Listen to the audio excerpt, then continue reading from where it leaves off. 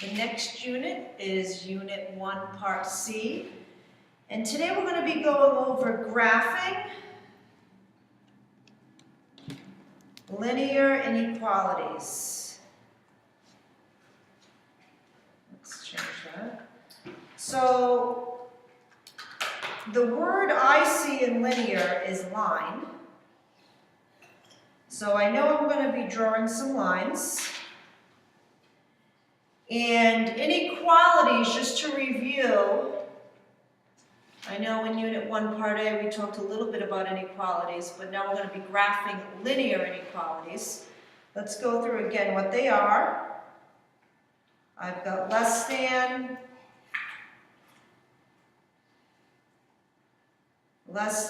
or equal to,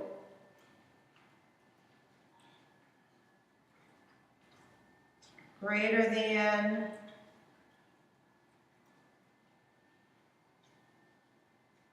and greater than or equal to.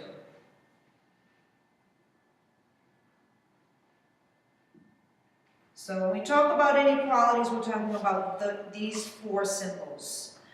So I'm going to go over a couple of examples on how we graph linear inequalities. So let's take a look at example number 1.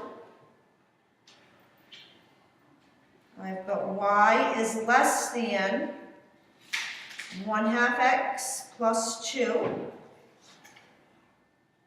to lift this up a little bit. So the problems we're going to be taking a look at today are going to be in slope-intercept form. So the first thing I'm going to do is identify what the slope is and what the y-intercept is. So my slope is, y-intercept is 2. The first thing I'm going to be graphing is the y-intercept. So I'm going to graph this first. So I'm going up to 2 on the y-axis. Remember, this is our y-intercept. So I'm going up to 2 on the y-axis, and then because this is less than and not equal to, there's no line underneath this less than. That means I'm going to have an open point, meaning 2 is not going to be part of our solution. I've got to put an open point at 2. And then from that point, I'm now going to use the slope, which is telling me up 1, right 2. So from this point, I'm going up 1, right 2, open point. And then I'm going to continue with that pattern. I don't necessarily have to, but I like to get into the habit of doing it. And then to get points in the other direction, I'm going to go down 1, left 2. Just the opposite of what up 1, right 2 is. Okay, remember, whenever you have open points, you have to have a dashed line. That means every single point that will not an equal to underneath. So since this is less than, I need to decide now, am I going to be shading above the line? Which points satisfy this condition of y is less than or equal to less than 1/2 x? Boundary line or points below? Because it's less than, we're shading down or below.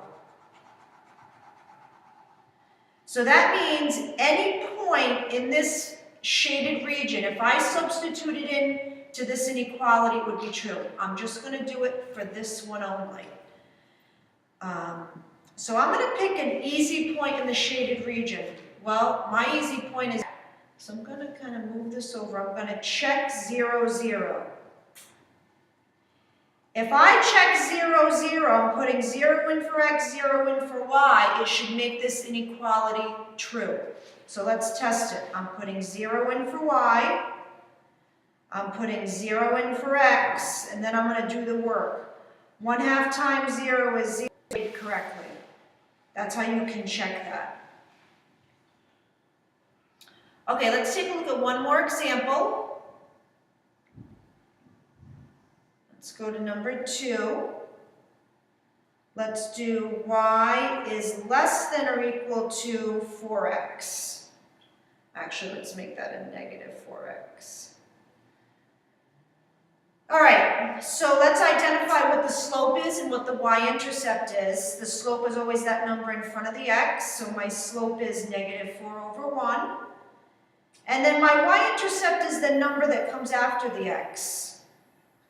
I don't see anything there. That means that y-intercept is right at the origin or at 0. So let's go back to this slope here. That -4 means down 4, the +1 means right 1. So I'm going to go to 0, right at the origin. It's going to be a closed point because there's an equal to underneath. I'm going to graph first. That point right at the origin, it's going to be a closed point. Then I'm going down 1, 2, 3, 4, right. I don't have to, but I'm in the habit of doing that. Up 4, and then I can do the opposite. Up 1, 2, 3, 4, right 1. And then if I have closed points, that means I'm going to have a solid line. And it's less than, so I'm going to be shading down. Actually, let's change this to greater than, because we did less than in the first one. Let's change that to greater than or equal to.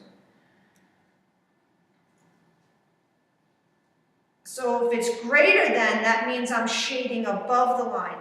And because this line is it's steep, it's almost a vertical line, but not exactly. It's kind of, we're shading up and to the right. It depends on the slant of the line, but we are shading up and to the right. If my line was slanted this way, I would be shading up and to the left. It really depends on the slant of the line and how steep the line is. So I'm going to make just a quick chart. So remember, closed point, solid line because there's an equal to underneath. We're shading above because it's greater than. So let's have this chart because you're going to need it for the work that you do. I'm going to say what the sign is, what kind of point you're going to have, the line, and then how are you going to shade. So we actually have 4 columns here. Let's see if we can get it all in. Perfect. So if it's a less than sign, you're going to have an open point, dashed line, and you're shading down or below the line. If it's less than or equal to, you're going to have a closed point. So this would be an open point. This would be a closed point. You're going to have a dashed line. You're going to have a solid line. And you're going to shade up. Oh, this is going to be shade down. Let's change that.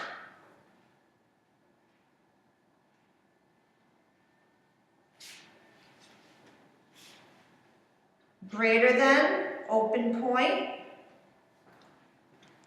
dashed line, and we're going to be shading up for that. Let's make sure you can see that.